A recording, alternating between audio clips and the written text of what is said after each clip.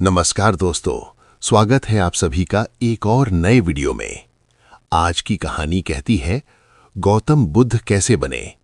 चलो वीडियो को शुरू करते हैं। बहुत समय पहले हिमालय की तराई में बसा हुआ एक छोटा सा लेकिन समृद्ध राज्य था, कपिलवस्तु। इस राज्य पर शासन करते थे राजा शुद्धोधन और उनकी पत्नी थी रानी महामाया। राजा न्यायप्रिय थे, प्रजा सुखी थी और महल वैभव से भरा हुआ था। लेकिन इन सबके बीच भी राजा और रानी के जीवन में एक खालीपन था। उन्हें संतान नहीं थी। एक रात रानी महामाया ने एक अद्भुत स्वप्न देखा। उन्होंने देखा कि एक सफेद हाथी जिसके 6 दांत थे, आकाश से उतरकर उनके गर्भ में प्रवेश कर रहा है। सुबह होते ही ये स्वप्न राज दरबार के विद्वानों को सुनाया गया। ज्योतिषियों ने कहा, रानी, आपके गर्भ से जन्म लेने वाला बालक या तो महान चक्रवर्ती राजा बनेगा या फिर संसार को सत्य का मार्ग दिखाने वाला महापुरुष। कुछ समय बाद वैशाख पूर्णिमा के दिन लुंबिनी वन में रानी महामाया ने एक बालक को जन्म दिया। जन्म लेते ही बालक ने 7 कदम चले और कहा, मैं संसार के दुखों का अंत करने आया हूं। बालक का नाम रखा गया सिद्धार्थ। बचपन और वैभव। राजा शुद्धोधन नहीं चाहते थे कि उनका पुत्र सन्यासी बने, इसलिए उन्होंने सिद्धार्थ को संसार के हर सुख से घेर दिया। महल में दुख, बीमारी, बुढ़ापा और मृत्यु, इन चारों का नाम तक नहीं लिया जाता था। सिद्धार्थ को मिला सर्वोत्तम शिक्षा, कला, संगीत, युद्ध कौशल। उन्होंने विवाह किया यशोधरा से। कुछ समय बाद उनके पुत्र का जन्म हुआ, राहुल। लेकिन सिद्धार्थ के मन में एक अजीब सी बेचैनी थी। वैभव होते हुए भी मन अशांत था। वे सोचते, क्या यही जीवन है? क्या यही सत्य है? 4 दृश्य यानी 4 दर्शन।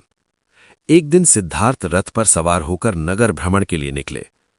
पहला दृश्य, उन्होंने एक बूढ़े व्यक्ति को देखा। शरीर कांप रहा था, आंखों में थकान थी। क्या हर किसी को बुढ़ापा आता है? उत्तर मिला, हां। दूसरा दृश्य, उन्होंने एक बीमार व्यक्ति को देखा, दर्द से कराहता हुआ।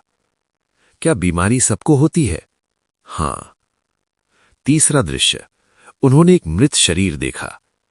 क्या मृत्यु भी निश्चित है? हां। चौथा दृश्य, उन्होंने एक सन्यासी को देखा जिसके चेहरे पर शांति थी। ये व्यक्ति दुख में भी शांत कैसे है? इन 4 दृश्यों ने सिद्धार्थ के भीतर तूफान खड़ा कर दिया। महाभिनिष्क्रमण यानी घर त्याग। एक रात जब पूरा महल सो रहा था, सिद्धार्थ अपने पुत्र राहुल और यशोधरा को देखते हुए रुके। आंखों में आंसू थे, लेकिन निर्णय दृढ़ था। उन्होंने अपने केश कटवाए, राजवस्त्र त्यागे और कहा, जब तक संसार के दुखों का कारण और समाधान नहीं खोज लूंगा, वापस नहीं लौटूंगा। यही घटना इतिहास में महाभिनिष्क्रमण कहलाती है। कठोर तपस्या। सिद्धार्थ ने कई गुरुओं से शिक्षा ली, आलार कालाम, उद्दक रामपुत्र, लेकिन आत्मज्ञान नहीं मिला।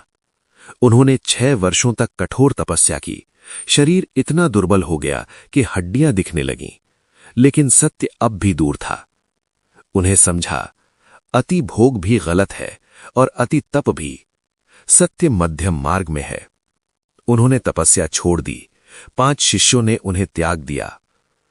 ज्ञान प्राप्ति। सिद्धार्थ बोधगया पहुंचे। एक पीपल के वृक्ष के नीचे ध्यान में बैठे और कहा, जब तक ज्ञान प्राप्त नहीं होगा, मैं नहीं उठूंगा। माया ने उन्हें विचलित करने की कोशिश की, भय, लालच, वासना, लेकिन सिद्धार्थ अडिग रहे। वैशाख पूर्णिमा की उसी रात उन्हें बोधि प्राप्त हुई। अब वे गौतम बुद्ध बन चुके थे, जागृत पुरुष। पहला उपदेश। बुद्ध ने सारनाथ में अपने 5 शिष्यों को पहला उपदेश दिया।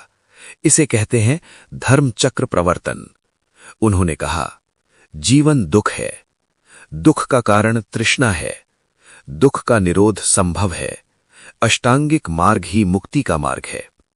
सही दृष्टि, सही विचार, सही वाणी, सही कर्म, सही आजीविका, सही प्रयास, सही स्मृति, सही समाधि। बुद्ध का संदेश। बुद्ध ने कहा, न ईश्वर तुम्हें दुख देता है, न भाग्य। तुम्हारी तृष्णा ही तुम्हारा बंधन है। उन्होंने जाति भेद, हिंसा, अंधविश्वास का विरोध किया, स्त्रियों को संघ में स्थान दिया, करुणा, अहिंसा और प्रज्ञा का मार्ग दिखाया। राजा, भिखारी, डाकू, वेश्या सब उनके शिष्य बने। महापरिनिर्वाण। 80 वर्ष की आयु में कुशीनगर में बुद्ध ने अंतिम उपदेश दिया, अप्पदीपो भव, यानी अपना दीपक स्वयं बनो। उन्होंने शरीर त्याग दिया, लेकिन उनका धम्म आज भी जीवित है।